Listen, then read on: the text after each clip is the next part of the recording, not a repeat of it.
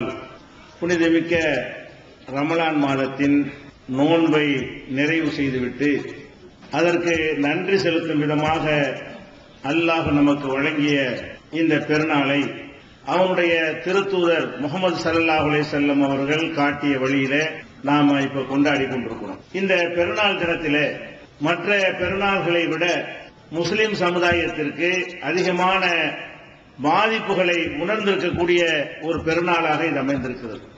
இன்று நாம் மகிழ்ச்சியோடு பெருநாளை கொண்டாடி கொண்டிருக்கிற இந்த நேரத்தில் பாலஸ்தீன் பகுதியில் நம்முடைய சமுதாயத்தைச் சேர்ந்த 1000க்கும் மேற்பட்டவர்கள், பொதுமக்கள், சிறுவர்கள், குழந்தைகள் என கொல்லப்பட்டுக் கொண்டிருக்கிறார்கள்.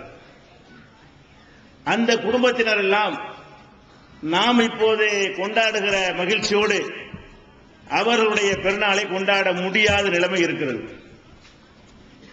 இந்த நிகழ்வு முஸ்லிம்களுக்கு எதிராக, முஸ்லிம் சமுதாயத்தை கொன்றொழிக்கின்ற இந்த கொடுமைக்கு எதிராக உலக முஸ்லிம்கள் எல்லாம் ஒரு கடுமையான கொந்தளிப்பிலே இருக்கிறார்கள். இதுபோக இந்த பாதிப்பை பிற சமுதாய மக்கள், ஊடகங்கள், தொலைக்காட்சி, செய்தித்தாள்கள் எல்லாம் உரிய முறையிலே மக்கள் மத்தியிலே கொண்டு செல்லாமல் இருட்டடிப்பு செய்யக்கூடிய நிலைமையையும், இந்த பாதிப்புகளுக்கு பிறகு கூட முஸ்லிம் சமுதாயத்திற்கு எதிரான கருத்தை விதைக்கக்கூடிய வகையிலே செய்திகள் வெளியிடுவதையும் பார்க்கும் பொழுது நமக்கு மேலும் ஒரு மன உறுத்தல் ஏற்படுகிறது. இந்த பாதிப்புகள், அவர்களுக்கு ஏற்படுகின்ற உயிரிழப்புகள் நம்மை பாதிக்கிறது என்று சொன்னால், அதைவிட நம்மை புறக்கணிக்கிறார்கள் உலகமெல்லாம் சேர்ந்து, இதுவும் நம்மை பாதிக்கிறது. இந்த பெருநாள் தினத்தில் இது போன்ற பாதிப்புகள் இருப்பதை நம்முடைய சகோதரர்களே தினசரி தங்களுடைய மின்னஞ்சல்கள் வழியாக, வாட்ஸ்அப் வழியாக அங்கு நடக்கின்ற காட்சிகளை எல்லாம் படங்களாக ஒருத்தருக்கு ஒருத்தர் பரிமாறிக்கொண்டு தங்களுடைய கவலைகளை பகிர்ந்து கொண்டு இடிந்து போய் உட்கார்ந்து இருக்கக்கூடிய ஒரு நிலைமையை நம்ம பார்க்கிறோம். ஆனால் இதை எப்படி இஸ்லாமிய முறையில் அணுக வேண்டுமோ அப்படி அணுகக்கூடியவர்களை பொறுத்த வரைக்கும் இது போன்ற இழப்புகள் எல்லாம் நம்மை கடுகளவும் பாதிக்கக்கூடாது. ஏன் பாதிக்கக்கூடாது? நபிகள் நாயகம் ஸல்லல்லாஹு அலைஹி வஸல்லம் அவர்கள் அல்லாஹ்வுடைய தூதராக அனுப்பப்பட்டார்கள். அவர்கள் சரியான மார்க்கத்தில் 100% சரியான கொள்கையில் இருந்தார்கள். அவர்கள் சந்தித்த போர்களில் கூட நமக்கு தோல்வி ஏற்பட்டிருக்கிறது. முஸ்லிம் சமுதாயத்திற்கு பயங்கரமான இழப்பு ஏற்பட்டிருக்கிறது. பத்ர் போர்க்களத்திலே முஸ்லிம் சமுதாயத்தின் சார்பாக வெற்றி கிடைத்தது என்று சொன்னால், உஹது போர்க்களத்திலே, பத்ர் போர்க்களத்தில் எதிரிகள் கொல்லப்பட்ட அதே 70 எண்ணிக்கையில உஹது போர்க்களத்தில் முஸ்லிம்கள் கொல்லப்பட்டார்கள். அப்போ ஒரு வெற்றி, ஒரு தோல்வி, இப்படி மாறி மாறித்தான் நபிகள் நாயகம் ஸல்லல்லாஹு அலைஹி வஸல்லம் அவருடைய காலத்தில் வந்தது. இடிந்து போய் உட்கார்ந்து விட்டார்களா? சோர்ந்து விட்டார்களா? இல்லை. அதுபோக ஹெர்குலிஸ் என்ற மன்னர், அந்த கால நபிகள் நாயகம் ஸல்லல்லாஹு அலைஹி வஸல்லம் காலத்தில் உலகை எல்லாம் கட்டி ஆண்ட ஆட்சியாளராக ஹெர்குலிஸ் இருக்கிறார். அந்த ஹெர்குலிஸ் என்பவரை அபூ சுஃபியான் சந்தித்து நபிகள் நாயகம் ஸல்லல்லாஹு அலைஹி வஸல்லத்துக்கு எதிராக முறையிடுகிறார். இவர்களை அடக்குவதற்கு நீங்கள் ஒத்துழைப்பு தர வேண்டும், முஸ்லிம்களுக்கு நீங்கள் உங்களுடைய பகுதிகளில் அடைக்கலம் கொடுக்கக்கூடாது என்று மக்காவுடைய தலைவராக இருந்த அபூ சுஃபியான் ஹெர்குலிஸ் மன்னரை சந்தித்து முறையிடும் பொழுது அவர் ஹெர்குலிஸ் விசாரிக்கிறார், நபிகள் நாயகத்தை பற்றி விசாரிக்கிறார். அவர் என்ன கொள்கையை சொல்கிறார் என்று கேட்கிறார். துருவி துருவி கேட்கும் பொழுது அதுல ஒரு கேள்வி என்னவென்று சொன்னால், உங்களுக்கு மத்தியில் ஏதாவது யுத்தங்கள் நடந்திருக்கிறதா என்று கேட்கிறார். அபூ சுஃபியான் சொல்கிறார், ஆமா நடந்திருக்கிறது. அதனுடைய முடிவு எப்படி இருந்தது என்று அவர் கேட்கிறார். அப்ப அபூ சுஃபியான் சொல்கிறார், ஒரு நேரத்தில் நாங்க ஜெயிப்போம், ஒரு நேரத்தில் அவர் ஜெயிப்பாரு. அந்த முடிவை பொறுத்த வரைக்கும் அவர் தான் எல்லா நேரத்திலும் ஜெயித்தது கிடையாது, நாங்களே எல்லா நேரத்திலும் ஜெயித்தது கிடையாது. எங்களுக்கும் முகமது நபிக்கு மத்தியில யுத்தம் நடந்திருக்கிறது. அல் ஹர்பு சிஜாலுன் பைனனா, அந்த யுத்தம் 2 பேருக்கு மத்தியில மாறி மாறிதான் வெற்றி தோல்வி வந்ததே தவிர முழுசாக அவர் வென்றதில்லை, முழுசாக நாங்கள் வென்றதில்லை என்று அவர் சொல்கிறார் அபூ சுஃபியான். அப்ப ஹெர்குலிஸ் சொல்றாரு, இறை தூதர்கள் வாழ்க்கை பூரா இப்படித்தானே இருந்திருக்கு, எல்லா இறை தூதர்களும் இப்படித்தான். அப்ப இந்த உலகத்தில் உள்ள வெற்றியை மாத்திரம் இலக்காக கொண்டு இறை தூதர்கள் செயல்பட்டது கிடையாது. அவங்க சத்தியத்தை சொல்வார்கள். சில நேரங்களில் அல்லாஹ் வந்து அவர்களுக்கு வெற்றியை கொடுப்பான், சில நேரங்களில் அவர்களுக்கு தோல்வியை கொடுப்பான். மறுமையில் வெற்றி அவர்களுக்கு தான். இந்த உலகத்தில் தோற்றாலும் இந்த உலகத்தில் பின்னடைவு ஏற்பட்டாலும் ஒரு முஸ்லிமை பொறுத்த வரைக்கும் இந்த உலக வாழ்க்கையை மட்டும் கவனத்தில் கொண்டா செயல்படுறான் இல்ல. அப்ப நம்ம மறுமை வாழ்க்கையை லட்சியமாக கொண்டு செயல்படக்கூடியவர்களுக்கு இது போன்ற இழப்புகள் துன்பங்கள் எல்லாம் ஒரு தூசி மாதிரி. நபிகள் நாயகம் ஸல்லல்லாஹு அலைஹி வஸல்லம் அவர்கள் மக்காவிலே ஏகத்துவ பிரச்சாரத்தை செய்த பொழுது அவர்கள் பட்ட கஷ்டங்களை நீங்கள் அறிந்து வைத்திருக்கிறீர்கள். அந்த அளவுக்கு உலக வரலாற்றிலே யாரும் அவ்வளவு கொடுமைக்கு உள்ளானது கிடையாது. நபிகள் நாயகம் ஸல்லல்லாஹு அலைஹி வஸல்லம் அவர்களும் தாக்கப்படுவார்கள், அவங்களுடைய தோழர்கள் தாக்கப்படுவார்கள், சுடுமணலிலே கிடத்தப்படுவார்கள், பலவிதமான துன்பங்களுக்கும் தொல்லைகளுக்கும் உள்ளாக்கப்படுவார்கள். காபாவிலே சென்ற தொழுகையை கூட நிலைநாட்ட முடியாத அளவுக்கு கொடுமைப்படுத்தப்படுவார்கள். அவர்கள் தொழுது கொண்டிருக்கும் பொழுது அவருடைய கழுத்தில் ஒட்டகத்தின் சாணத்தோடு வந்து குடலை வைப்பார்கள், எழுந்திருக்க முடியாத செய்வார்கள். இப்படியெல்லாம் கடுமையான துன்பங்களை நபிகள் நாயகம் ஸல்லல்லாஹு அலைஹி வஸல்லத்துக்கு இழைத்த பொழுது தாங்க முடியாத நபி தோழர்கள் நபிகள் நாயகம் ஸல்லல்லாஹு அலைஹி வஸல்லம் அவர்கள்ட்ட வந்து முறையிடுறாங்க. அல்லாஹ்வுடைய தூதரே, இதுக்கு ஒரு முடிவு இல்லையா? அல்லாஹ்ட்ட கேட்க மாட்டீங்களா? நமக்கு வெற்றி தரும்படி அல்லாஹ்விடத்தில் நீங்க துஆ செய்ய மாட்டீர்களா? ஏன்னா அவங்க தாங்க முடியவில்லை, அவ்வளவு கொடுமை. இந்த பாலஸ்தீனம்லாம் ஒண்ணுமே கிடையாது. அந்த அளவுக்கு சித்திரவதைக்கு உள்ளாக்கப்பட்டு கொடுமைக்கு உள்ளாக்கப்பட்டு அதை தாங்க முடியாமல் நபிகள் நாயகம் ஸல்லல்லாஹு அலைஹி வஸல்லம் அவர்களிடத்தில் முறையிட்ட பொழுது அவங்க என்ன சொன்னாங்க? அவசரப்படுறீங்க, இவ்வளவு துன்பங்கள் இவ்வளவு கஷ்டங்களை அவங்க அனுபவித்துக் கொண்டிருக்கிறார்கள். உலாக்கின்னக்கும் தஸ்தாஜிலூன், நீங்கள் அவசரப்படுகிறீர்கள். உங்களுக்கு முன்னர் வாழ்ந்த சமுதாயத்தில் எல்லாம் ஒருவரை குழி தோண்டி அவரை நிற்க வைத்து அவரை இரும்பு சீப்புகளால் கிழித்து எடுப்பார்கள். தோள்கள் கிழித்து எலும்புகள் எல்லாம் வெளியே தெரியும்.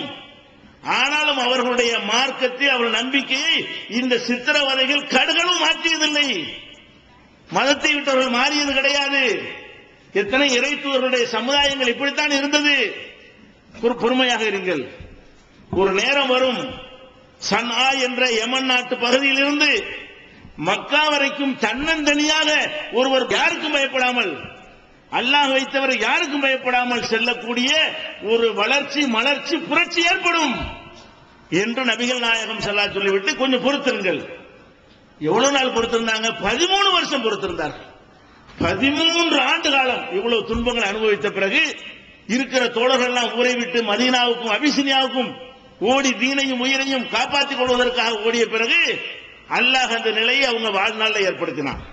நபிகள் நாயகம் ஸல்லல்லாஹு அலைஹி வஸல்லம் வாழ்நாளில் ஏற்பட்டனா இதுக்கு பல ஆண்டுகள் பிடித்தது. அப்ப இது என்ன வழங்க வேண்டும்? நபிகள் நாயகம் ஸல்லல்லாஹு அலைஹி வஸல்லமுடைய சமுதாயமாக இருக்கிறன்னா இந்த உலகத்தில் வருகிற துன்பங்களுக்கெல்லாம் கலங்கிடக்கூடாது. இதெல்லாம் எதிர்பார்த்தா நம்ம இருக்க வேண்டும். இப்படி எல்லாம் நடக்கும், காலாகாலத்தில் இப்படி நடக்கிறது. இந்த நடவடிக்கைக்கு மத்தியில அல்லாஹ் நிகழ்த்துகிற அதிசயத்தை நீங்கள் பார்க்க வேண்டும். என்ன அதிசயம்? உலகத்திலே அதிகமாக கொன்று குவிக்கப்படுகிற ஒரு சமுதாயம் நம்ம தான். உலகத்தில் அது ஆப்கானிஸ்தானாக இருக்கட்டும், கொத்து கொத்தாக குண்டுகளை போட்டு ஒரு குண்டில் 10,000 பேர், ஒரு குண்டு வீச்சில் 50,000 பேர் எல்லாம் கொன்றார்கள். இப்படி கொத்து கொத்தாக குண்டுகளை போட்டு ஆப்கானிஸ்தான்ல ஈராக்கில் எல்லாம் யார முஸ்லீமாக இருக்கிற அப்பாவிகளை, போருக்கு வந்தவர்களை இல்லை, களத்தில் நின்றவர்களை கொல்லவில்லை, முஸ்லிமாக இருக்கிறார்கள் என்ற காரணத்திற்காக கொத்து குண்டுகளை போட்டு ரசாயன குண்டுகளை போட்டு கொலை செய்தார்கள். இப்படி உலகம் முழுவதும் நபிகள் நாயகம் ஸல்லல்லாஹு அலைஹி வஸல்லம் காலத்தில் இன்று வரைக்கும் அதிகமாக அழிக்கப்பட்ட ஒரு சமுதாயம் நாமளத்தான் இருக்கிறோம். அழிஞ்சு போச்சா? இல்லாம போயிட்டோமா? யார் அழிக்கிறார்களோ அவர்கள் எண்ணிக்கை மிஞ்சி வளர்ந்து கொண்டிருக்கிறது. யார் நம்மை அழிக்கிறார்களோ, ஆடுகள், நம்ம பெருநாள் நம்ம ஆடு அறுத்து சாப்பிடுகிறோம். அதிகமாக அறுத்து உண்ணப்படக்கூடியது ஆடுதான். ஆடுகள் தான் உலகத்தில் அதிகமாக அறுக்கப்படுகிறது. சிங்கம் புலி எவனா சாப்பிடுறானா? யாரும் சாப்பிடுறது கிடையாது. ஆனா சாப்பிடாத பிற இனங்களை சாப்பிடக்கூடிய புலிகள் எத்தனை எண்ணி சொல்றான். 1000 புலி இருக்கு இந்தியாவில். இதுதான். அப்ப புலிகள் தான் அதனுடைய பலத்தை கொண்டு அதிகமாக இருக்க வேண்டும், இருக்கல. ஆடுகள் இந்த திங்கிற கணக்கு பார்த்து அழிஞ்சு போயிருக்க வேண்டும், அழியல. அதான் ஜாஸ்தியா இருக்குது. எங்க பார்த்தாலும் 1,00,000 ஆடு வேணுமா இன்னைக்கு வாங்கலாம், ஒரு 1000 புலியை பார்க்க முடியும் உங்களால. அப்ப எப்படி இந்த அல்லாஹ் வந்து இந்த ஆடுகளில் பரக்கத்து செய்கிறானோ முஸ்லிம்களில் பரக்கத்து செய்கிறான். இதுல பரக்கத்து செய்யறான், அறுத்தறுத்து கொள்றான். 1000 பேரை கொன்றால் 1,00,000 பேர் இஸ்லாத்துக்கு வருகிறான். இப்ப இது என்ன பெரிய அதிசயம்! நபிகள் நாயகம் ஸல்லல்லாஹு அலைஹி வஸல்லம் காலத்தில் அவர்கள் அழிக்க நினைத்த எல்லா முயற்சியிலும் தோல்வி அடைந்து அவங்க வாழ்நாளிலேயே இந்தியாவுக்கு நிகரான ஒரு நிலப்பரப்புக்கு, ஒரு சாம்ராஜ்யத்துக்கு அதிபராகத்தான் மரணித்தார்கள். அழிக்க முடிந்ததா? அப்ப இது மாதிரியான அழிவு துன்பங்கள் எல்லாம் நம்மை சோர்வடைய செய்துவிடக் கூடாது. அல்லாஹ் என்ன செய்கிறான் என்றால் இது மாதிரியான நிகழ்வுகளை நடக்க வைத்துதான் இஸ்லாத்தின் பக்கம் ஈர்க்க வைக்கிறான். இஸ்லாம்ல என்னன்னு ஒருத்தர் பார்க்கணுமா இல்லையா? எப்ப பாப்பான்? ஏதாவது சம்பவங்கள் நடக்கும் போதுதான் என்னடா இவங்க இப்படி அடிக்கிறாங்க, ஏன் அடிக்கிறாங்க, இவன் அடி வாங்குறான், அடி வாங்கிட்டு இவ்வளவு உறுதியா நிக்கிறாங்க என்று உலகம் முழுவதும் அந்த செய்திகளை பார்க்கும் பொழுது இவர்களை இந்த மாதிரி ஆக்குனது எது, இவ்வளவு உறுதியை கொடுத்தது எது, எதுக்கும் கலங்காமல் அவர்கள் இருக்கிறார்களே அதுக்கு என்ன காரணம் என்று ஆய்வு செய்யும் பொழுது அவனுடைய கவனம் குர்ஆனின் பக்கம் வருகிறது. அவனுடைய கவனம் நபிகள் நாயகம் ஸல்லல்லாஹு அலைஹி வஸல்லமுடைய வரலாறை நோக்கி திரும்புகிறது. ஆப்கானுடைய யுத்தத்திற்கு பிறகும் ஈராக்கின் மீது நடந்த தாக்குதலுக்கு பிறகும் தான் அமெரிக்காவில் இஸ்லாத்தின் வளர்ச்சி அதிகமாக இருக்கிறது. இவன் போய் அங்க அழிக்கிறான். அல்லாஹ் என்ன செய்கிறான் என்றால் அந்த நாட்டிலிருந்து இஸ்லாத்துக்கு தள்ளுறான். இவன் எவ்வளவு பேரை ஈராக்கில் போய் அழித்தானோ அதை விட அதிகமாக, ஆப்கானிஸ்தானத்தில் எவ்வளவு பேர் அழித்தானோ அதை விட அதிகமாக அவனுடைய நாட்டு மக்களிலே இஸ்லாத்தின் பக்கம் ஈர்க்கப்படுகிறார்கள், கூட்டம் கூட்டமாக சேர்ந்து கொண்டிருக்கிறார்கள். இங்கிலாந்திலே 2வது பெரிய மதமாக இஸ்லாம் இன்றைக்கு அவன் ஆச்சரியப்பட்டு சொல்லிக் கொண்டிருக்கிறான். அமெரிக்காவில் இனி இஸ்லாமிய ஆட்சிதான், முஸ்லிம்கள் கையில் தான் அமெரிக்கா இருக்கும் என்று சொல்கிற அளவுக்கு 50 வருஷம் தான் இலக்கு நிர்ணயிச்சுக்கிறாங்க. இங்கிலாந்தா இருந்தாலும் சரி, அமெரிக்காவா இருந்தாலும் சரி, பிரான்ஸாக இருந்தாலும் சரி, 50 ஆண்டுகளில் பேரினமாக முஸ்லிம் சமுதாயம் இருக்கும் இந்த நாடுகளில் எல்லாம். இவன் போய் அங்க அழிக்கிறான். அல்லாஹ் என்ன செய்யறான்? அழிக்க புறப்பட்டான அங்கிருந்து ஆட்கள் அங்க தள்ளி கொண்டிருக்கிறான்.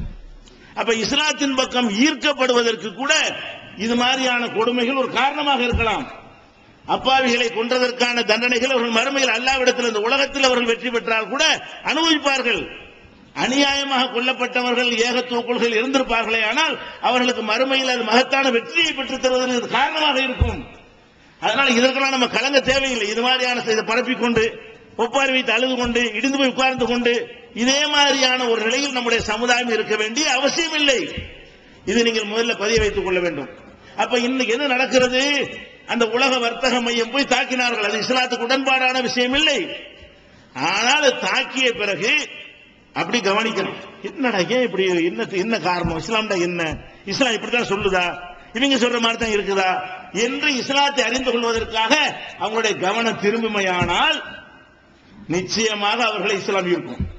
நல்ல விளைக்கிற கவனம் திரும்பினால் ஆய்வு செய்ய புகுந்தார்களே, ஆனால் இஸ்லாத்தில் எது குறை சொல்ற மாதிரி இருக்கு? கடவுள் கொள்கையை பார்ப்பான். ஒரு இறைவன், ஒரு அழகான கொள்கை. உலகம் அல்ல அத்தனை பேருக்கு ஒரு இறைவன். மனுஷன் கும்பிட வேண்டியதில்லை, மனுஷன் காலில் மனுஷன் விழ வேண்டியதில்லை, மதத்தை வைத்து கடவுள் பெயரால் மக்களை சுரண்ட வேண்டியதில்லை, இஸ்லாத்தினுடைய கடவுளுக்கு காணிக்கை தேவையில்லை. இப்படி இறைவன் எந்த தேவையும் மற்றவன் என்று சொல்லக்கூடிய கொள்கை எவ்வளவு நன்றாக இருக்கிறது, எவ்வளவு அழகாக இருக்கிறது. முஸ்லிம்களுடைய வழிபாட்டு முறை எவ்வளவு சிறப்பாக இருக்கிறது.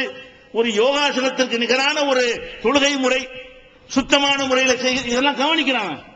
அப்ப இஸ்லாத்தினுடைய கொள்கைகளை ஒருத்தன் கவனிப்பானே ஆனால் தான் இஸ்லாத்தை நோக்கி வருவான். எப்ப கவனிப்பான்? என்னமா நடந்தா தான் கவனிப்பான். ஏதாவது உலகத்தில் நடந்தா தான் என்ன செய்வான்? இப்படி பாலஸ்தீனை தாக்குறேன்னு நினைக்கிறீங்க, 1000 பேர் இன்னைக்கு போயிட்டாங்களா? 1000 லட்சக்கணக்கான மக்கள் வருவது காரணமாக்குவாங்க. 1000 பேர் போன பேர் என்னடா இவர்கள் என்ன சமுதாயம், எதுக்கு இவங்களுக்கு அவங்களுக்கு என்ன பிரச்சனை, எதற்காக இப்படி தாக்கப்படுகிறார்கள், இவங்க மார்க்கம் என்ன அவன் மார்க்கம் என்ன என்று சிந்திக்க மாட்டார்களா? அப்ப இந்த மார்க்கத்தினுடைய கொள்கை கோட்பாடுகளை எடுத்தால் இங்க புரோகிதம் கிடையாது, ஏற்றத்தாழ்வு கிடையாது, பிறப்பின் அடிப்படையில் எவன் உயர்ந்தவன் தாழ்ந்தவன் கிடையாது. இந்த நாட்டிலும் உலகத்தில் உள்ள எல்லா நாடுகளிலும் பிறப்பின் அடிப்படையில் உள்ள ஏற்றத்தாழ்வை ஒழிப்பதற்காக எவ்வளவு சட்டம் போட்டான். ஒழிக்க முடிஞ்சா? ஒரு மந்திரத்தில் ஒழிச்சு போட்டோம். லா இலாஹ இல்லல்லாஹ்ங்கிற ஒரு மந்திரம் தான். அதை சொன்ன உடனே என்ன கிடையாது? ஜாதி கிடையாது, குலம் கிடையாது, கோத்திரம் கிடையாது, முஸ்லிம், அவ்வளவுதான். அனைவரும் சகோதரர்கள். நீங்கள் எல்லாம் யாராக இருந்தீர்கள்? பல சாதிகளில் இருந்தீர்கள், பல இனங்களில் இருந்தீர்கள்.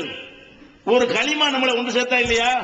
வன்கொடுமை சட்டங்கள் செய்யாத ஒரு புரட்சியை இந்த லா இலாஹ இல்லல்லாஹ் என்ற மந்திர சொல் ஏற்படுத்தினார். சொல்லுகிறான், உடனே முடிந்து விட்டது. ரத்த சம்பந்தம் ஆயிடுறான், சகோதரன் ஆயிடுறான், நம்மில் ஒருவனாக ஆகி விடுகிறான். அவன் முன் வரிசையில் நிற்கிறான், பின் வரிசையில் நிற்கிறோம். நேற்று இஸ்லாத்தை தழுவியவன் முன் வரிசையில் நிற்கிறான். சீனியாரிட்டிக்கு வேலை கிடையாது. யார் வந்தானோ முதல்ல, பிந்தி வந்தவன் பின்னாடி, ஜனாதிபதியை வந்தால் பின்னாடி தான் நிக்கணும் என்கிற இந்த சகோதரத்தை பார்த்தால் ஈர்க்கப்படுவானா படமாட்டானா? எப்ப இதை பார்ப்பான்? என்னமா நடக்கணும், நமக்கு எதிராக நடக்க வேண்டும், அது அவனை திருப்பும், கவனத்தை திருப்பும், ஈர்க்கும். இவர்கள் நினைக்கிறார்கள், ஊதி அணைக்க நினைக்கிறார்கள். யுரீதுன லியுத்ஃபிஉ நூரல்லாஹி பிஅஃவாஹிஹிம், தங்களுடைய வாய்களால் அல்லாஹ்வுடைய ஜோதியை, ஒளியை, வெளிச்சத்தை ஊதி அணைக்க நினைக்கிறார்கள். விளக்க ஊதி அணைத்து விடலாம், அல்லாஹ்வுடைய ஒளியை ஊத முடியும். சூரியனை ஊத முடியுமா உன்னால? அல்லாஹ்வுடைய ஒளி அதை விட பெருசு. அல்லாஹ்வுடைய ஒளியை ஊதி அணைக்க நினைக்கிறார்கள். வல்லாஹு முத்திம்மு நூரிஹி வலவ் கரிஹல் காஃபிரூன், இந்த நிராகரிப்பாளர்களுக்கு பிடிக்காவிட்டாலும் அல்லாஹ்வாகிய நான் எனது ஒளியை பூர்த்தியாக்கி தீர்வேன், எனது ஒளியை முழுமைப்படுத்துவேன், என் ஒளியை எவனாலும் ஊதி அணைக்க முடியாது என்று சொல்லுகிற அளவு அல்லாஹ் திருக்குர்ஆனில் நமக்கு இந்த உறுதிமொழியை, உத்தரவாதத்தை தருகிறான். அது நடந்து கொண்டே இருக்கிறது. அப்ப இந்த மார்க்கத்தினுடைய சட்டத்திட்டங்களை பார்த்தா அதைத்தான் செய்வான். நம்முடைய விஷயங்கள் உலகத்துக்கு தெரியவில்லை. முஸ்லிம் சமுதாயத்தினுடைய உள் விவகாரங்கள் எல்லாம் வெளி உலகம் தெரியவே செய்யாது. கும்பலையை கொடுமைப்படுத்தினாம்பாங்க. நம்ம சமுதாயத்தில் கொடுக்கிற ஒரு மரியாதை அந்தஸ்து வேற எந்த சமுதாயத்தில் இருக்காது. அப்ப எப்ப தெரிய வர கவனிக்கணும். அவர்கள் கவனித்தார்களே ஆனால் நம்ம இந்த பெண்களுக்கு கொடுக்கிற மரியாதை, பெண்களுக்கு கொடுக்கிற அந்தஸ்து, அவர்களை கண்ணியமாக நடத்துவது, அவர்கள் சம்மதம் இல்லாமல் நீங்க கல்யாணம் பண்ண முடியாது. அதை இன்னைக்கு வரைக்கும் கூட இவனால் செய்ய முடியவில்லை. 14 நூற்றாண்டு செஞ்சுட்டு வர்றோம். பெண்ணிடத்தில் சம்மதம் வாங்காமல் கல்யாணம் செய்ய முடியுமா நம்ம சமுதாயத்தில்? இதுகளெல்லாம் அவங்களுக்கு தெரியவதில்லை. பெண்களுக்கு சொத்துரிமை சட்டம் கொண்டு வந்திருக்கான். 1400 வருஷத்துக்கு முன்னாடி பெண்களை மனுஷ இனத்தில் சேர்க்கல, ஆன்மா இருக்குதான்னு சர்ச்சை பண்ணி பட்டிமன்றம் நடத்தினா. பெண்களுக்கு ஆன்மா இருக்கு, ஆடு மாடுல வச்சுக்கிறதா மனுஷன்ல சேர்க்கிறா, மனுஷ இனத்தில் சேர்க்கிறதாங்கிறது சண்டை, சர்ச்சை. பெண்களை மனித இனத்தில் சேர்க்கலாமா வேண்டாமா என்று பட்டிமன்றம் நடத்தினான. அந்த காலத்தில் பொம்பளைக்கு உரிமை இருக்கு, தகப்பன் சொத்துல மகளுக்கு உரிமை இருக்கு, புருஷன் சொத்துல கொண்டாட்டிக்கு உரிமை இருக்கு, பிள்ளை சொத்துல தாய்க்கு உரிமை இருக்குது என்று எல்லா வகையான பெண்களுடைய உரிமையும் 1400 வருஷம் முந்தி கொடுத்த இந்த இஸ்லாத்தை அவர்கள் அறிய வேண்டாமா? இப்ப அறிவாங்க, ஈர்க்கப்படணும். இன்னும் இஸ்லாம் என்ன மேற்று? இப்பதான் குர்ஆன்ல அதிகமாக படிக்கிறார்கள். குர்ஆன் அதிகமாக மக்கள்கிட்ட போகிற காலம் எது? எப்போதெல்லாம் இஸ்லாத்துக்கு எதிராக இந்த ஊடகங்கள் பிரச்சாரம் செய்கிறார்களோ, ஊடகத்தில் உள்ள அறிவாளிகள் பிரச்சாரம் செய்கிறார்களோ, அப்போதெல்லாம் அறிவாளிகளாக இல்லாத மக்கள்கிட்ட இஸ்லாம் போய் சேரும். அறிவாளிகள்கிட்ட போகாது. ஏன் போகாது? அறிவாளிங்க இருக்கு. அறிவு பிசினஸ் உடைய முதலீடு. அவன் வியாபாரி, அவன் வியாபாரத்துக்கு அடுத்து எழுதிட்டு இருப்பான். மொத்தமான வியாபாரம் பண்ணும், பொருளை வியாபாரம் பண்ணுவான். அறிவாளி எதை வியாபாரம் பண்ணுவான்? அறிவைத்தான் வியாபாரம் பண்ணுவான். அப்ப அறிவை வியாபாரம் பண்ணக்கூடியவன் என்ன செய்வான்? எதையாவது நமக்கு எதிராக எழுதி கொண்டிருந்தானே. ஆனால் சாதாரண மக்களுக்கு அந்த அறிவு வியாபார பொருள் இல்லை, சிந்திக்கிற பொருள். யோசிக்கிறான், என்னத்துக்கு என்ன செய்ய, எப்படி எழுதுறாங்க, எப்படி ரிட்டப் செய்யறாங்க, ஏன் ஒரு சமுதாயத்தை நசுக்கிறாங்க, இப்படி நம்ம சிந்திக்க ஆரம்பித்தானே. ஆனால் மக்கள் மத்தியில் ஈர்க்கப்படுகிறது. இன்னைக்கு நபிகள் நாயகம் ஸல்லல்லாஹு அலைஹி வஸல்லம் காலத்தில் அரபு நாட்டில் பிறந்து அவங்க எழுத படிக்க தெரியாத இருந்து மரணித்தாங்களா? அது எப்படி சேர்ந்து அந்த மார்க்கம் எப்படி சேர்ந்துருச்சுல? பெரிய பெரிய பண்டிதர்கள் பேச்சாளரும் சொன்னாங்களா? எப்படின்னே தெரியாது, சேர்ந்துரும். 1000 வருஷத்துக்கு முன்னாடி கட்டப்பட்ட பள்ளிவாசல்லாம் இந்தியாவில் இருக்கிறது. அப்ப நபிகள் நாயகம் ஸல்லல்லாஹு அலைஹி வஸல்லம் மரணித்து 200, 300, 400 ஆண்டுகளுக்குள்ளே இவ்வளவு தூரத்துக்கு இஸ்லாம் வந்து விட்டது. அது பாட்டுக்கு அல்லாஹ் கொண்டு போய் சேர்த்துட்டே இருப்பான். எப்படி போகுதுன்னு தெரியாது. இஸ்லாமே இல்லைன்னு சொல்ல இடத்துல இஸ்லாம் போய் சென்றடையும். அதனால இந்த மாதிரியான பிரச்சனைகள் வரும்போது இடிஞ்சு போய் உட்காராதீங்க. என்ன செய்யணும்? உறுதியா நிக்கணும். மறுமையில் அல்லாஹ் கணக்கு தீர்ப்பான். அது போக இப்ப நடந்திருக்கிற இந்த இஸ்ரேலில் நடந்திருக்கிற செய்தி எடுத்துக்கொண்டால் கூட நீங்க இடிஞ்சு போய் உட்கார்ந்துருக்கீங்கள, முஸ்லீம்களை நிறைய பேர் இதை விட 1000 மடங்கு அவன் இடிஞ்சு போய் உட்கார்ந்துருக்கான். யாரு 1000 பேரை கொலை செஞ்சானோ அவன் இடிந்து போய் உட்கார்ந்து இருக்கிறான். ஏன்? அவன் கொலை செய்தது சிறுவர்களை, அவன் கொன்று குவித்தது பெண்களை, அவன் கொன்றது பொதுமக்களை. அவனுக்கு இழப்பு. அவன் அதிகாரப்பூர்வமாக அறிவித்திருக்கிற அறிவிப்பு பிரகாரம் 65 பேர் இன்று இறந்திருக்கிறார்கள். 65 பொதுமக்கள் இல்லை, 65 ராணுவ வீரர்கள். 65 பேர் கொல்லப்பட்டிருக்கிறார்கள் சொன்னா எவ்வளவு பேரு? ராணுவ வீரர்கள். ராணுவ வீரர்கள்ட்ட கணக்கு உங்களுக்கு தெரியுமா? இந்தியாவில் 120 கோடி மக்கள் இருக்கிறார்கள். ஒரு 100க்கு ஒருத்தன் ராணுவத்தில் இருக்கிறானா? 100க்கு ஒருத்தன் இருந்தா எவ்வளவு இருக்கணும்? 1,20,00,000 பேர் ராணுவத்தில் இருக்கிறானா? இந்திய ராணுவத்தில் 120 கோடி மக்கள் இந்தியாவில் இருக்கிறார்கள். ஒரு 100 பேருக்கு ஒரு வீரன் என்ற கணக்கு வைத்தீர்களே, ஆனால் 1,20,00,000 பேர் என்ன இருக்கணும்? ராணுவ வீரர்கள் இருக்கணும். எவ்வளவு இருக்கிறாங்க? 13 லட்சம் பேர் இருக்கிறாங்க. இந்தியாவுடைய ராணுவ எண்ணிக்கை எவ்வளவு? 13 லட்சம் பேர். அப்படின்னா எவ்வளவு? 1000க்கு ஒண்ணு. ஒவ்வொரு அது இந்தியா மாதிரி மக்கள் தொகை மனித வளம் உள்ள நாடுகளில் இப்படி, மனித வளம் கம்மியா உள்ள நாடுகள் எல்லாம் 2000க்கு ஒண்ணுங்கிற கணக்கெல்லாம் இருக்கும். அதனால அந்த நாட்டில் கட்டாய ராணுவ சேவை வச்சிருப்பான். கம்பல்சரியா குடும்பத்தில் ஒருத்தனை தந்தாவனு, 3 வருஷம் ராணுவத்தில் இருந்தாவனு, 5 வருஷம் இருந்தாகணும்னு சொல்லி கம்பல்சரியான ராணுவ சேவை கொடுத்து செய்யற காரணம் என்ன? மனித வளம் இல்ல. மனித வளம் இருக்கக்கூடிய இந்தியாவிலேயே மொத்த ராணுவ வீரர்கள் 120 கோடி மக்கள் இருக்கிறோம். ராணுவத்தினுடைய கடற்படை, தரைப்படை, ஆகாயப்படை எல்லா படையும் சேர்த்து தான் சொல்றேன். அதுல உள்ள டாக்டர் கிட்ட எல்லாத்தையும் கணக்கில் எடுத்துக்கிறேங்க. சோறாக்குறவன் எல்லாம் கணக்கில் எடுத்தா 13 லட்சம். 13 லட்சம் ஆயுதம் வச்சுக்கிறவன் கிடையாது. சோறாய் கொடுக்கிறவன், பூஜை நடத்துறவன், தொழில் நடத்துற இமாமு அவன் இருப்பான் ராணுவத்தில். அவன்லாம் ராணுவ வண்டி ஓட்டுறவன், மருத்துவம் செய்யறவன், ராணுவத்தில் டாக்டர் எல்லாம் சேர்த்தா 13 லட்சம். ஆயுதம் தாங்கினவன் அது 3 லட்சம் ஓடி போயிடும். அப்ப 120 கோடி பேருக்கு 13 லட்சம் சொன்னா 1000 பேருக்கு ஒண்ணுதான் கணக்கு. அப்ப 1000 பேரை கொலை பண்ணிட்டான்னு சொன்னா ஒரு ராணுவ வீரன் போனா கணக்கு தேடி ஆயிடுச்சு. 65 போட்டிருக்காங்க. ஒரு ராணுவ வீரனுக்கு 1000 பேர் சமம்.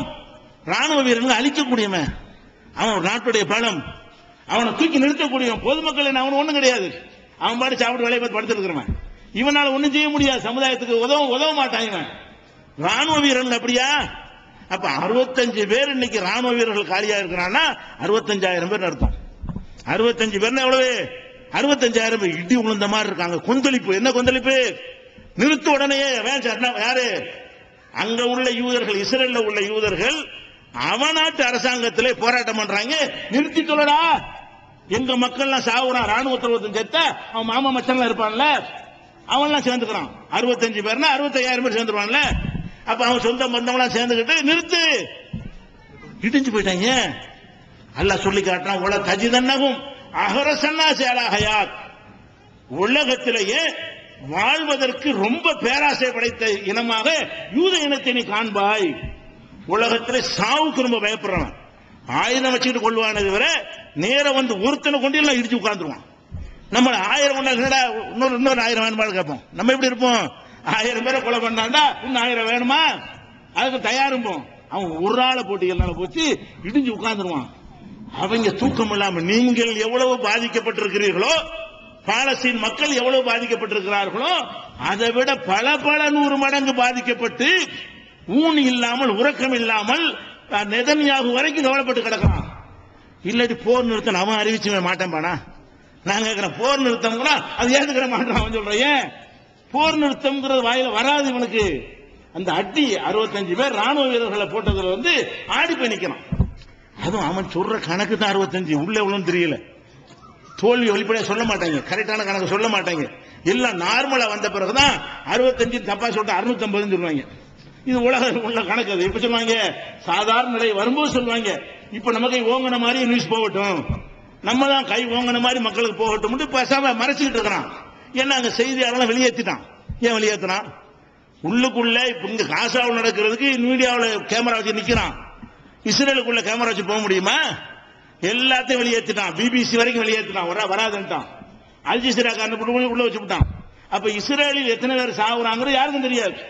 அந்த அரசாங்கம் மறைத்துக் கொண்டு எப்ப சொல்லுவாங்க 25 பேர் சேர்த்தவன ஒருவர் லேசாக காயமடைந்தாருமாங்க. 25 பேர் மண்ணைய போன என்ன செய்வாங்க? அவன் எவ்வளவு மறைக்கிறான்னு தெரியல, யாருக்கும் தெரியாது. அவன் சொல்றதுதான் இதெல்லாம் மீடியாக்கள் சொல்றது. முஸ்லீம்களுடைய கொலையை சொல்றதெல்லாம் யாரே காசாவில் இருந்து கொண்டு உலக நாட்டு ஊடகங்கள்லாம் பார்த்து பார்த்ததை படமாக போட்டுக் கொண்டிருக்கிறார்கள். அதனால நம்ம ரொம்ப இடிஞ்செல்லாம் போக தேவையில்லை. அவர்களுக்கும் பாதிப்புகள் தான். பெரிய பாதிப்பு, ராணுவ அளவில் பாதிப்பு, தாங்க முடியாத பாதிப்பு, பெரிய இழப்பு. இது உட்கார்ந்து அடிஞ்சிட்டு இருக்கிற இது இடிஞ்சு போறதுக்கு என்ன இருக்குன்னு கேட்கிறான். இதுல இடிஞ்சு போறதுக்கு ஒண்ணுமே கிடையாது. இது ரொம்ப பாதிச்சு நிறைய பேரு இதே மாதிரி ரத்த காயத்தை படத்தை அனுப்பிக்கிட்டு பாத்திருக்கலாம் இவன் ஒன்னால ஒரு கொலையாக்கிட்டு இருக்கிறான். இதுல என்னடா சாகுறதுக்கு தானே பிறந்திருக்கிறோம், இதுல சும்மா செத்து போறோம். இப்படி சாகலன்னா சும்மா சாகுவோம், சாகாம இருக்க போறோம். சாகா வரம் வாங்கிட்டு வந்திருக்கிறோமா, 1000 வருஷம் இருந்துட்டு போறோமா? அப்ப என்னைக்கு இருந்தாலும் மரணம், 1000 இழிஞ்சாவு 100 இழிஞ்சாவு. சாவை என்ன செய்யணும், லேசா எடுத்துக்கொள்ள வேண்டும். ஒரு மன்னரை சந்திக்கும் பொழுது நம்ம காலித் இப்னு வலீத் தளபதி என்ன சொன்னாரு, நான் ஒரு படையோடு வந்திருக்கிறேன். என்ன படை? நீங்கள் எப்படி மதுபானத்தை விரும்புவீர்களோ அதை விட மரணத்தை விரும்பக்கூடிய படையோடு வந்திருக்கிறேன். படையா சந்திக்கின்றார். நான் கூட்டிட்டு வந்திருக்காங்க மரணத்தை காதலிக்கிற, மௌத்தை காதலிக்கிற கூட்டம், மரணத்தை விரும்பக்கூடிய மக்களோடு வந்திருக்கிறேன் சொல்லி போய் போர் செஞ்ச கூட்டம் இது. அதனால இந்த மரணம், இந்த இழப்பு இதெல்லாம் போட்டு இதே தளதி வச்சுக்கிட்டு இதையே போட்டு பெரிய சோகமா உட்கார்ந்து கொண்டு பானுமே இடிஞ்சு விழுந்து அப்படியெல்லாம் நினைக்க வேண்டிய தேவை கிடையாது. முஸ்லீம்களை பொறுத்த வரைக்கும் அது அல்லாஹ் மௌத்த அந்த மாதிரி ஏற்படுத்தினா அப்படித்தான் வருவான். ஆக்சிடென்ட் சாக மாட்டானா, ஒரு விபத்துல செத்து போயிடறான்னு வச்சுக்கிறீங்களா, அதுக்கு என்ன செய்யறது? அப்ப மரணத்திற்கு பல வகை இருக்கு. அல்லாஹ் இப்படி ஏற்படுத்திருக்காங்க அவங்களை, அவ்வளவுதான். அவங்க நல்ல நோக்கத்தில் இருந்திருப்பார்கள், அதனால அவங்களுக்கு நல்ல சொர்க்கத்தை கொடுப்பான், அநியாயக்காரர்களை எல்லாம் தண்டிப்பான். இவ்வளவுதான் முஸ்லீம்கள் எடுத்துக்கொள்ள வேண்டிய விஷயமே தவிர இதை இடிஞ்சு போய் உட்கார வேண்டியது இல்லை. இதை நம்ம சோகமான செய்திகள் வரவிட்டது. வாட்ஸ்அப் ஓபன் பண்றது நிறைய பேர். ஏன் அதை பார்த்தா தூக்கம் வராது, சாப்பிட முடியல, சகருக்கு சாப்பிட முடியல, எடுத்து அனுப்பி விடுறாங்க. இது என்னத்துக்கு ஒன்று வேலை நடக்கட்டுமே, நம்ம பார்த்துக்கிட்டு ஒரு முடிவு கொண்டு வரேன். ஆனா அல்லாஹ்வுடைய ரசூல் சொல்லி இருக்கிறார்கள், யூதர்களுக்கு நமக்கு ஒரு இறுதி யுத்தம் ஒன்று இருக்கிறது. யூதர்களுக்கு நமக்கு என்ன இருக்கு? இறுதி யுத்தம். அந்த யுத்தத்தில் நிச்சயமாக தோற்க போகிறார்கள். அதனால இந்த கவலையும் பட வேண்டியதில்லை. மரஞ்செடிகள் எல்லாம் காட்டி கொடுக்கிறது ஒரு யூதர் கம்யூனிட்டி என்று சொல்ற அளவுக்கு இறுதி காலத்தில் ஒரு யுத்தம், அவர்களோடு நீங்க யுத்தம் செய்வீர்கள் என்று நபிகள் நாயகம் ஸல்லல்லாஹு அலைஹி வஸல்லம் முன்னறிவிப்பு செய்திருக்கிறார்கள். அதனால இந்த மாதிரி துன்பங்கள் வரும்போதெல்லாம் நமக்கு பார்க்கும்போது ஒரு சோகமாகவோ ஒரு கவலையாகவோ பாதிப்பாக தெரிந்தால் இறுதியில் வெற்றியில் இருக்கும், அதுல நன்மை இருக்கும். நபிகள் நாயகம் ஸல்லல்லாஹு அலைஹி வஸல்லம் உடைய ஹுதைபியா உடன்படிக்கை இருக்குல்ல, அது ஒண்ணு போதும் உங்களுக்கு. ஹுதைபியா உடன்படிக்கை என்ன? அவங்க உம்ரா செய்வதற்கு போறாங்க. போகும் பொழுது அங்க எதிரிகள் தடுக்கிறாங்க. என்ன தடுக்கிறாங்க? நீங்க உள்ள வரக்கூடாது, அடுத்த வருஷம் தான் வரணும். உங்களுக்கு மத்தியில் என்ன செய்யறது, ஒரு அக்ரிமெண்ட் ஆகுது. இந்த வருஷம் திரும்பி போயிடணும். மக்காவில் உள்ளவர்கள் சொல்றாங்க, இந்த வருஷம் நீங்க திரும்பி போயிருங்க. திரும்பி போனால் அடுத்த வருஷம் நாங்க இடைஞ்சல் பண்ண மாட்டோம். இப்ப திருப்பி அனுப்புற நோக்கத்துக்கு அவன் சொல்றான், அடுத்த வருஷம் இடைஞ்சல் பண்ண மாட்டோம். அதுக்கு நம்ம இந்த இடத்துல ஒரு ஒப்பந்தம் பண்ணிக்க, நீங்க திரும்பி போயிருங்க. அப்ப ஒப்பந்தம் பண்றாங்க. என்ன ஒப்பந்தம் பண்றாங்க? அதாவது எங்கள்ல முஸ்லிம்கள் இருந்து யாராவது மக்காவுக்கு வந்து விட்டார்களே ஆனால் நாங்க திருப்பி தரமாட்டோம். உங்க ஆளுக்கு யாராவது எங்க ஊருக்கு வந்துட்டாங்கன்னா நாங்க என்ன செய்ய மாட்டோம், உங்கள்ட்ட திருப்பி தரமாட்டோம். எங்க ஆளுக்கு யாராவது உங்கள்ட்ட வந்துட்டா நீ எங்கள்ட்ட திருப்பி தந்துடணும். ஒப்பந்தம் ஏற்குமாறு பார்த்தால் அநியாயமா தெரியுது. முஸ்லீம்கள் யாராவது மதீனாவில் இருந்து மக்காவுக்கு வந்து விட்டால் என்ன செய்யணுமா, திருப்பி தரமாட்டாங்களா, அவங்க வச்சுக்கிடுவாங்களாம் முஸ்லீம்களை. அவன்ல உள்ள முஸ்ரிக்கா இருக்கிறவங்க யாராவது மதீனாவுக்கு வந்து விட்டால் எங்களுக்கு திருப்பி தந்துடணும். இப்படியாக அதை செய்யறது கூட அநியாயமாக இருக்கிறது. ரசூல் ஸல்லல்லாஹு அலைஹி வஸல்லம் இணங்கி கையெழுத்து போட போகும்போது உமர் கேட்கிறாங்க, அல்லாஹ்வுடைய தூதரே, நம்ம நிஜமா உண்மையில தான் ஹக்ல தான் இருக்கிறோமா? ஆமா. அவங்க நிஜமா அநியாயத்துல இருக்கிறாங்களா? ஆமா. அப்ப நீங்க அநியாயத்தை பண்ணிக்கிறீங்க, ரொம்ப அநியாயமான ஒப்பந்தமா இருக்குது, இதையே ஏத்துக்கிட்டீங்க. அல்லாஹ் என்ன செய்யறான்? அப்பதான் வசனத்தை இருக்கிறான். பார்த்தா தோல்வி மாதிரி தெரியுதுல்ல, உம்ரா செய்யாம திரும்பி போறோம், அவன் சொல்ல கேட்டுட்டு போறோம், அவன் விரும்புற மாதிரி அக்ரிமெண்ட் போடுறோம். ரசூல் ஸல்லல்லாஹு அலைஹி வஸல்லம் தோத்துட்டாங்கிற மாதிரி நினைக்கும் போது அல்லாஹ் என்ன செய்யறான்னு கேட்டா, இன்னா ஃபதஹனா லக ஃபதஹம் முபீனா, முகமது உமக்கு மிகப்பெரிய வெற்றியை தந்திருக்கிறோம். இது வெற்றி. இது நீங்க நினைப்பீங்க சில தோல்வி மாதிரி 1000 பேர் போயிட்டான்னு நினைப்பீங்க, இல்ல. அல்லாஹ் என்ன செய்யறான்? பயங்கரமான தோல்வி, உம்ரா செய்யாம திரும்பி போறாங்க. திரும்பி போகும்போது என்ன செய்யறான்? இது வெற்றி. இந்த ஒப்பந்தம் பெரிய வெற்றி. என்ன வெற்றி? அங்கேருந்து வரக்கூடியவர்களை நம்ம திருப்பி அனுப்பணும்னு வைங்க, அவங்கள்ட்ட ஒப்படைச்சோன்னு வைங்க, அங்க உட்கார்ந்து பிரச்சனை பண்ணிட்டு இருப்பான். நல்லது அது. அவன் தெரியாதனமா சொல்லிவிட்டான், போன போட்டு விட்டுருந்தான்னா வளர்ச்சி கம்மியா இருந்திருக்கு. எங்க ஆளுக்கு யாராவது இஸ்லாத்தை ஏற்று அங்க வந்து விட்டால் திருப்பி எங்கிட்ட தந்துருங்கிறான். அவன் சும்மா இருப்பான், போய் அவங்க பிரச்சனை பண்ணுவாங்க, ஒண்ணு கத்து உண்டாக்குவான்ல. அப்ப திருப்பி திருப்பி கொடுக்க கொடுக்க வளர்ந்துகிட்டு இருக்கு இஸ்லாம் உள்ளுக்குள்ள. அல்லாஹ்வுடைய ரசூல் இருக்கும்போது வளர்ந்துச்சு, அதை விட கூட. ரசூல் ஸல்லல்லாஹு அலைஹி வஸல்லம் மக்காவில் வசிக்கும் பொழுது எவ்வளவு வளர்ச்சியாக இருந்ததோ அதை விட அதிகமாக வளர்ந்தது. அதே நேரத்தில் இங்கே அரசு போவாங்களா? பேருக்கு ஒப்பந்தம் எழுதிக்கிட்டாங்களே தவிர முஸ்லிமா வந்த ஒருத்தன் அங்கிட்டு போயிருந்து போவானா? போக மாட்டான். ஒரு இறை கொள்கையை நம்பின ஒருத்தன் திருப்பி போய் கடவுளுமானா? இந்த கல்லாம் கடவுள் இல்ல, படைச்சேரவனை வணங்குவேன்னு வந்த ஒரு முஸ்லீம் மக்காவுக்கு திரும்பி போக மாட்டான். போகாதவனு தான் கேட்டாங்க. நமக்கு எந்த லாசுமே இல்லை, ஒருத்தரும் போகல. மக்காவுல இருந்து யாரும் செய்யல, மதீனாவுல இருந்து இஸ்லாத்தை ஏற்றுக்கொண்ட ஒருவர் கூட மக்காவுக்கு போகல. அவன் நடக்காத ஒன்ன கேட்ட ரசூல் அடி சொல்லிட்டாங்க, இது நடக்காம போகுது, கிருப்பி நடக்காம இருக்கிறாங்க. நமக்கு பார்த்தா தோல்வி மாதிரி தெரியுது, இவன் வார்த்தையை பார்த்தா நமக்கு பின்னடைவு மாதிரி தெரிகிறது. அது நடக்காத. முஸ்லீம் அங்க போவான், மக்கா வேணாலும் ஹிஜ்ரத் பண்ணிட்டு வீடு வாசல்லாம் வேணாலும் விட்டு வந்தவன் எங்களுக்கு அந்த கல்லை வணங்க போன திருப்பி வரப்போறானா? ஒருத்தனும் போக மாட்டான். அப்ப அந்த மாதிரி இந்த ஒப்பந்தத்தை அந்த வெற்றின்னு சொல்றானா இல்லையா? நம்ம என்ன வழங்கணும்? சில விஷயங்கள் நமக்கு பாதிப்பு மாதிரி தெரிந்தாலும் அதுக்கு பின்னாடி ஒரு வெற்றி இருக்கும். இப்ப மோடி அழிச்சுவார் அப்படியா? என்னமோ சொன்னீங்களே, என்ன நடந்துச்சு, என்ன உங்களை செய்ய முடிச்சுன்னு அல்லாஹ் ஒரு கணக்கு போட்டு வச்சிருக்கிறான். எவனும் நம்மளை அழிக்க முடியாது. எவன் ஆட்சியில் உட்கார்ந்தாலும் சரி, இஸ்ரேல் பிரதமரை கொண்டு நெதன்யாகு இந்தியாவுடைய பிரதமர் ஆகினாலும் சரி, நம்மளை ஒன்றும் பண்ணல. நம்மளை அழிச்சு 1000 பேர் 2000 பேர் சாவடிக்கணும் அழிச்ச முடியுமா? 1000 அழிச்சோம், நாங்கள் 5 லட்சம் ஆகிக்கிறோம். அப்ப நீ அழிக்க வெட்ட அதிகமா வளரும் சில மரங்கள். அந்த மாதிரி தான் முஸ்லீமை பொறுத்த வரைக்கும் ஒரு கிளையை வெட்டினால் 100 கிளை வளரும், 100 மடங்கு உற்பத்தி ஆகும். அந்த மாதிரியான ஒரு கணக்கில் இருக்கக்கூடிய சமுதாயமா இருக்கிறதுனால இதை ஒரு பெருசா நீங்க அழிக்கிறாதீங்க. அல்லாஹ் நிச்சயமாக நன்மையை தருவான், வெற்றியை தருவான். அந்த மக்களுக்காக நம்ம என்ன செய்ய துஆ செய்யுங்க. இறைவா, அந்த மக்கள் சந்தோஷமா இருப்பதற்கும் பாதுகாப்பா இருப்பதற்கு நினையாபுரத்தில் நீ உதவி செய்யி, அறியாத இடத்தில் நீ உதவி செய்ய. அறியாத செய்வான்ல, அறியாத புறத்தில் பத்ர் போர் அப்படி நடந்ததானே? நபிகள் நாயகம் ஸல்லல்லாஹு அலைஹி வஸல்லம் காலத்தில் நடந்த பத்ர் போர் என்ன? அவன் பெரிய நம்பர், நம்ம அதுல 3ல 1. அந்த காலத்தில் ஆயுதங்கள் துப்பாக்கிலாம் கிடையாதுல, பீரங்கிலாம் கிடையாது, விமானத்தில் குண்டுலாம் போட முடியாது. அப்படி போடுறாங்க, நம்பர் கம்மியா இருந்தா அழிச்சு போடலாம். 100 பேர்கிட்ட குண்டு வச்சுக்கிறான்னு வைங்க, 1 லட்சம் பேர் வெறுங்கையா இருக்கான்னு வைங்க, அந்த 100 பேர் 1 லட்சம் பேர் காலி பண்ணிடலாம். ஏன்? குண்டு தூக்கி போட 1000 பேர் காலியாகும். அப்ப அந்த மாதிரியான காலமா அது நேருக்கு நின்று மோதணும். அப்ப நம்பர் கரெக்டா இருக்கணும். அந்த காலத்து யுத்த முறையில வாழு கத்தின்னு போர் செய்தா ஒருத்தன் ஒரு வாழை தான் எடுக்க முடியும், ஒருத்தனை தான் வெட்ட முடியும். 1000 அறுவாள் 300 அறுவாள் போனா எது ஜெயிக்கும்? அவன் ஜெயிக்கணும். அப்ப வேலு அருவா ஈட்டு கத்தின்னு 1000 பேர் வந்திருக்கிறான். நபிகள் நாயகம் ஸல்லல்லாஹு அலைஹி வஸல்லம் படையில 300 லட்சம் பேர் தான் இருக்கிறாங்க. 300க்கு 1000 மேட்ச் ஆகுமா? அவன் 1000 பலம் ஜாஸ்தியா இருக்கிறது. இவங்க சோத்து கஷ்டப்பட்டு ஊரை விட்டுட்டு எல்லாத்தையும் விட்டு அகதியா கிடக்குறாங்க. வசிக்க வீடு இல்ல, மதீனாவுல பள்ளிவாசல தங்கி கிடக்குறாங்க, இன்னொருத்தருடைய வீட்டுல தயவுல தங்கி கிடக்குறாங்க. இந்த மாதிரியான மக்களுக்கு வாகனம் கிடையாது, ஆயுதம் கிடையாது, நோன்பு வேற 17 நாள் நோன்பு வச்சு டயர்டா வேற இருக்கிறாங்க. ரமலான் 17 தான் பத்ர் போர் நடக்கிறது. எப்படி வெற்றி வந்துச்சு? அல்லாஹ் கொடுப்பான். உங்களுக்கு தெரியாது, வானவர்களை அனுப்பி பார்த்தா நம்ம தான் ஜாஸ்திங்கிற மாதிரி, மலக்குமார்களை அனுப்பி வானவர்களை அனுப்பி அல்லாஹ் உங்களுக்கு வெற்றியை தந்தானே, 10 கேட்கிறான்.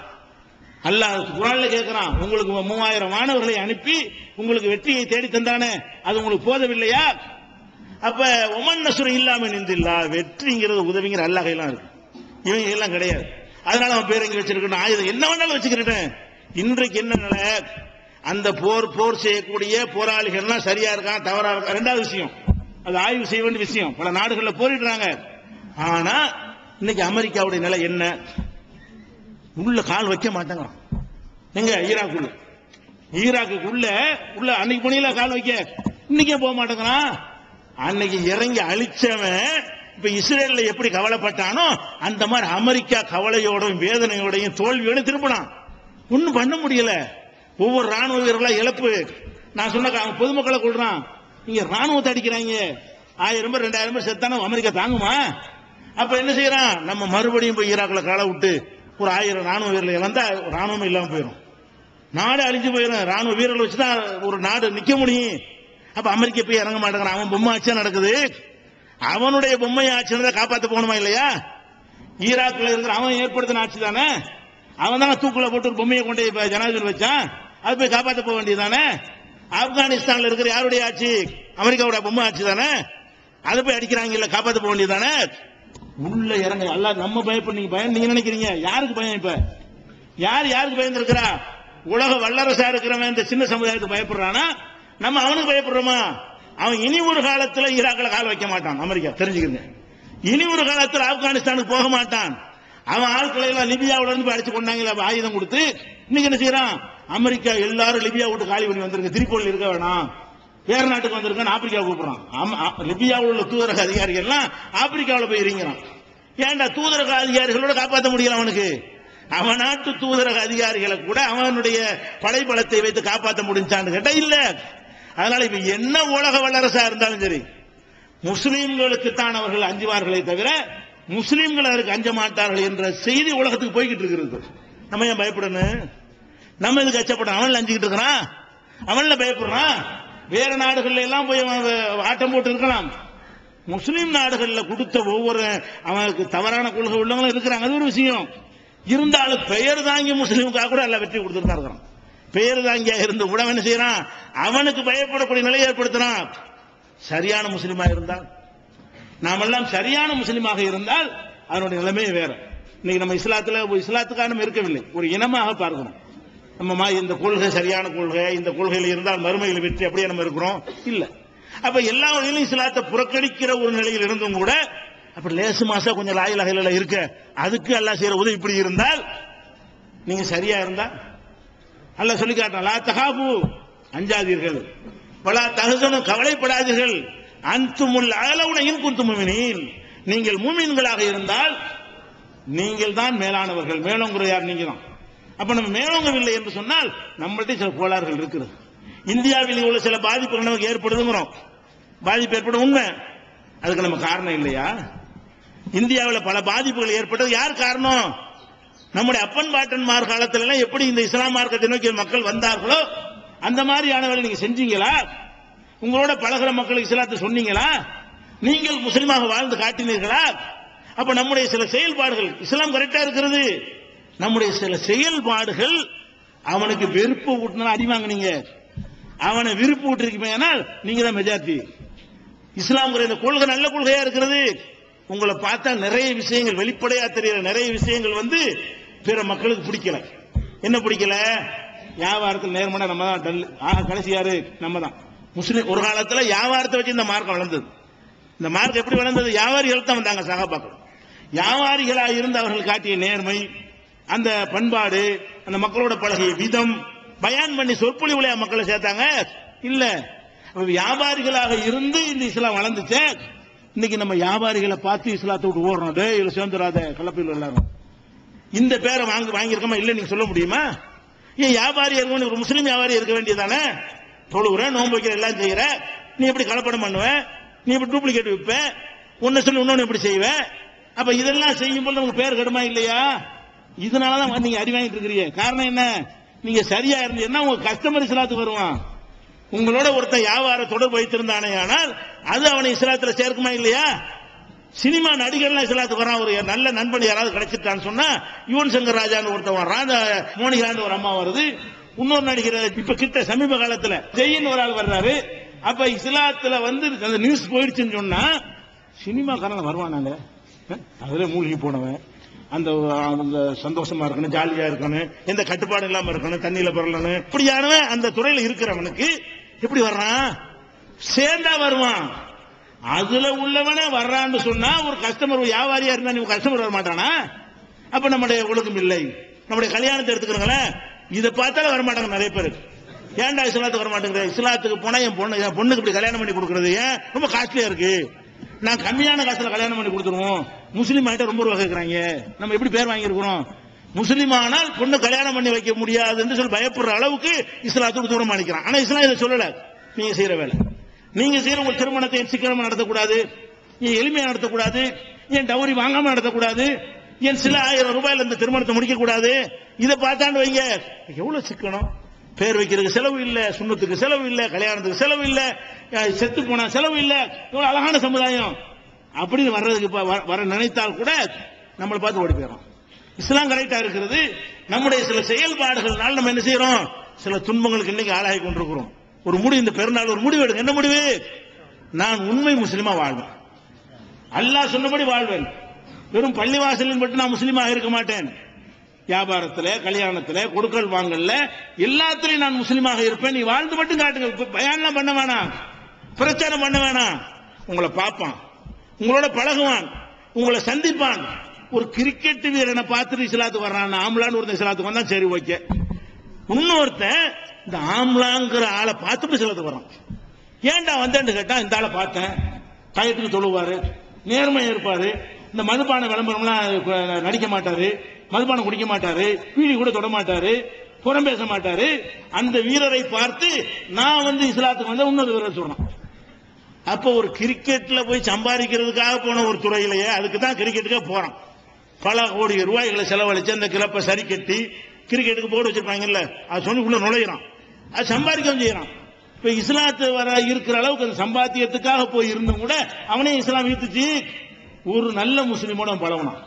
ஒரு நல்ல முஸ்லீமை பார்த்தான். உங்க எல்லாரையும் பார்க்கல, அவனோட பழகிய ஒரு நல்ல முஸ்லீம் அவனை இஸ்லாத்தை கொண்டு வர முடிந்தது என்றால், நம்ம எல்லாரும் நல்ல முஸ்லீமாக இருந்தால் யோசிச்சு பாருங்க. அப்ப நம்முடைய கடமை என்னவென்று சொன்னால், இஸ்லாத்தினுடைய எந்த ஒரு விஷயத்தையும் இம்மி அளவு பேசாமல் நாங்கள் செயல்படுத்துவோம். முஸ்லீம் அல்லாத மக்கள் நம்மளை பார்த்து இவ்வளவு நல்ல மக்களா, இவ்வளவு சிறந்த மக்களா, ரத்தம் எடுக்கிறான்னு சொல்றான். இன்றைக்கு தான் இவ்வளவு காலத்துக்கு பிறகு ரத்தம் கொடுக்கிற சமுதாயம் இன்னைக்கு வந்திருக்கணும். தமிழகத்திலேயே முஸ்லீம்கள் தான் ரத்த தானத்தில் முதலிடம், அதிலே தமிழ்நாடு தௌஹீத் ஜமாத் முதலிடம். அப்ப ரத்த தானத்தில் எந்த இவ்வளவு பெரிய சமுதாயம் எல்லாம் இருந்தும் கூட ரத்தத்தை ஓட்டுறவங்க நினைச்சோம், இவங்க கொடுக்குறாங்களா, உண்டாக்குறவா இல்லையா? இப்படியான ஒரு செயல்பாடுகள் மூலமாக பிற மதத்து மக்களுக்கு சொன்னால் கண்டிப்பா தெரிஞ்சுக்கிறீங்க, ஒரு கள்ள கடவுள் எந்த அறிவாலும் ஏத்துக்கிற மாட்டான், அது பிடிக்காது அவனுக்கு. ஆனால் உங்கள்கிட்ட வருவதற்கு நீங்க தடையா இருக்கிறீங்க. ஒரு அழகான வழிபாட்டு முறை, புரோகிதம், மனுஷனை கடவுளாக்குறது அவங்க எவனுக்கு பிடிக்காது. அதை விட்டு எங்க வர்றது? அங்க உள்ள இங்க வச்சிருக்கிறான், அவன் செய்யறல இவன் செய்யறான். அவனுக்கு பல கடவுள் இருந்தா நீங்க என்ன செய்யறான்? எனக்கு நான் ஒரு ஆண்டவர், அந்த ஆண்டவர், இந்த ஆண்டவர், ஏர்வாடி ஆண்டவர் இவனும் வச்சிருக்கிறான். அவன் தேர்தல் தான் கூட இருக்கிறான், அவன் உண்டியில் வச்சவன் உண்டியில் வைக்கிறான், அவன் கொடிப்பொருளை எப்படி வருவான், அவன் தாயத்து இவன் தாயத்து, அவன் மாயமந்திரம் இவனு மாயமந்திரம். அப்ப டிஃபரெண்ட் இல்லாத காரணத்தினால யோசிக்கிறான், இதெல்லாம் ஒண்ணு பேருக்கு ஒரு கடவுள் வாங்கப்பா, நம்மள்ட்ட உள்ள எல்லாம் அங்கே இருக்குப்பா, நம்ம தீதியில தவசம்னா பாத்தியாண்டுருவாங்கப்பா, எல்லாம் வித்தியாசம் பேரத்தை மாத்துறாங்க. இந்த நிலை மாற வேண்டும். எல்லா வகையிலும் இஸ்லாம் என்ன சொல்ல அதை மட்டும் நீ செஞ்சு பாரு.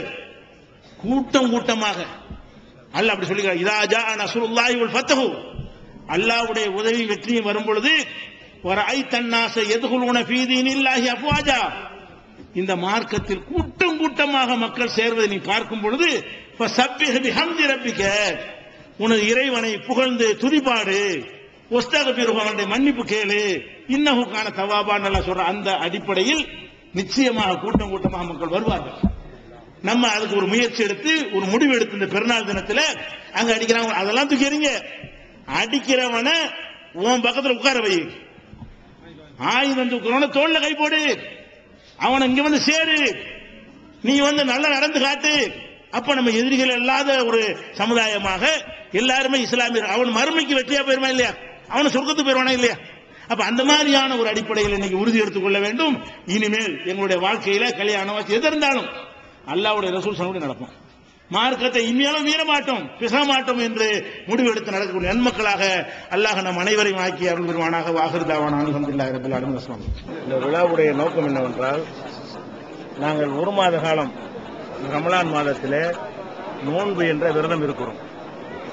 இந்த நோன்பு காலத்தில் பகல் நேரத்தில் நாங்கள் உண்ண மாட்டோம், பருக மாட்டோம், குடும்ப வாழ்க்கையில் ஈடுபட மாட்டோம், இந்த பொய் பேச மாட்டோம், புறம் பேச மாட்டோம். இது மாதிரியான கட்டுப்பாடுகளோடு நாங்கள் ஒரு மாத காலம் விரதம் இருக்கிறோம், நோன்பு இருக்கிறோம். இந்த நோன்புடைய நோக்கம் என்னவென்று சொன்னால், மனிதன் இறைவன் தன்னை பார்த்து கொண்டிருக்கிறான் என்கிற ஒரு அச்ச உணர்வை அடைய வேண்டும். அப்பதான் மனிதன் தவறு செய்ய மாட்டான். அரசாங்கத்தை ஏமாற்றி தவறு செஞ்சிடலாம், சட்டங்களை ஏமாற்ற முடியும், நீதிமன்றங்களை ஏமாற்ற முடியும், இறைவனை ஏமாற்ற முடியாது. அப்ப இறைவன் நம்மை பார்த்து கொண்டிருக்கிறான் என்கிற ஒரு அச்ச உணர்வை தினசரி அதை உண்டாக்கி ஒரு பயிற்சி எடுக்கிறோம். அந்த ஒரு மாத காலம் நாங்கள் தனியாக வீட்டில் இருந்தால் கூட, யாரும் பார்க்காவிட்டால் கூட சாப்பிட மாட்டோம் நோம்புல, இறைவன் பார்க்கிறான் என்ற அச்சம். தண்ணீர் தாகமாக இருந்தால் கூட வீட்டில் யாரும் இல்லாவிட்டால் கூட குடிக்க மாட்டோம், இறைவன் பார்த்து கொண்டிருக்கிறான். அப்ப இறைவன் பார்க்கிறான் என்ற ஒரு காரணத்திற்காக எங்களுக்கு சொந்தமான உணவையே நாங்கள் தியாகம் பண்ணி இருக்கும் பொழுது, எங்களுக்கு சொந்தமான ஒரு பானத்தையே நாங்கள் தியாகம் பண்ணி இருக்கும் பொழுது, எங்களுக்கு சொந்தமான மனைவியோடு கணவனோடு சம்பவம் செய்வதையே தியாகம் பண்ணி இருக்கும் பொழுது, பிறருடைய பொருளை நாங்கள் எடுக்க பயப்படுவோம். எங்க உணவையே இறைவன் சொன்னான் என்பதற்காக நாங்கள் சாப்பிடுவதில்லை. இப்ப இந்த மாதிரி ஒரு பயிற்சி எடுப்பது எங்களுக்கு மாத்திரம் இல்லாமல் உலக மக்களுக்கே நல்லது. ஒரு முஸ்லிமின் மூலமாக யாருடைய பொருளாதாரத்துக்கு பாதிப்பு வராது.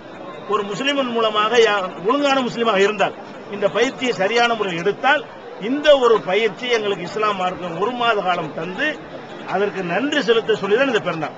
இந்த பெருநாள் என்பது மற்ற பண்டிகைகள்லாம் சந்தோஷத்துக்காக கொண்டாடுவார்கள். நாங்கள் இறைவனை தொழுதோம். பெருநாள் என்ற பெயர்ல நாங்கள் கேளிக்கை இல்லை, மதுபானங்கள் அருந்துவதில்லை, ஆட்டம் பாட்டங்கள் போடுவதில்லை, பட்டாசு வெடிப்பது இல்லை. நாங்கள் செய்வதெல்லாம் என்னென்னா காலையில இறைவனை தொழுகிறோம். நாங்கள் நல்ல முறையில் உணவு சாப்பிடுவோம். ஒருத்தர் சந்திச்சா எப்பவும் சொல்ற மாதிரி சலாம் சொல்லிக்கிறோம். ஆனால் பண்டிகை என்கிற பெயர்ல பிறருக்கு பாதிப்பு ஏற்படுத்தக்கூடிய எந்த ஒரு காரியத்தையும் நாங்கள் செய்யக்கூடாது, எப்பவும் செய்யக்கூடாது. பண்டிகைங்கிற நாங்கள் சந்தோஷமா இருப்பதற்காக வேண்டி நாங்கள் பட்டாசு வெடித்தால் 4 பேர் எல்லாம் பாதிக்கப்படுவாங்க, புகை மாசுபடும், மக்களுக்கு கெடுதி ஏற்படும், இதய நோயாளிகள்லாம் கஷ்டப்படுவாங்க.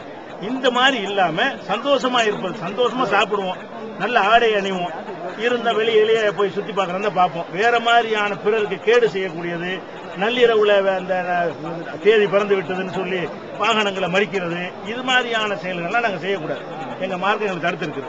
அஸ்ஸலாமு அலைக்கும். அன்புள்ள சகோதரர்களே, தமிழ்நாடு தௌஹீத் ஜமாஅத்தினுடைய மாநில தலைமையின் மூலமாக புத்தம் புதிய ஒரு ஆம்புலன்ஸ் இங்கே சென்னை பகுதிக்காக வாங்கப்பட்டிருக்கிறது.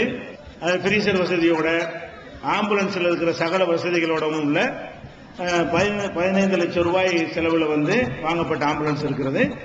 அது ஏழைகளுக்கு முடிந்த அளவுக்கு இலவசமாகவும் மற்றவங்களுக்கு குறைந்த கட்டணத்திலையும் அதை தருவதற்காக வேண்டி அதை சமுதாயத்துக்கு அர்ப்பணிக்கிறோம். அதன் நிகழ்ச்சியாக ஆம்புலன்ஸுடைய சாவிஸ் மாடலை தான் கொடுக்கணும், ஆம்புலன்ஸை கொடுக்க முடியாதுல்ல. அதனால அந்த ஆம்புலன்ஸ் பொறுப்பாளர்களை அந்த ஒப்படைக்கிறோம். ஆம்புலன்ஸ் சேவைகளுக்கு நீங்க பயன்படுத்திக்கலாம். ஒரு சகோதரர் இஸ்லாத்தை ஏற்பதற்காக வந்திருக்கிறாரு. அஷ்ஹது அல்லா இலாஹ இல்லல்லாஹு வ அஷ்ஹது வ அஷ்ஹது அன்ன முஹம்மதன் அப்துஹு வ ரசூலுஹு. இதுக்கு தமிழ், வணக்கத்திற்கு உரியவன் அல்லாஹ்வை தவிர யாரும் இல்லை என்று நான் உறுதியாக நம்புகிறேன். முகமது நபி அவர்கள் அல்லாஹ்வுடைய தூதர் என்று நான் உறுதியாக நம்புகிறேன். முஸ்லிம் ஆயிட்டீங்க, அவ்வளவுதான்.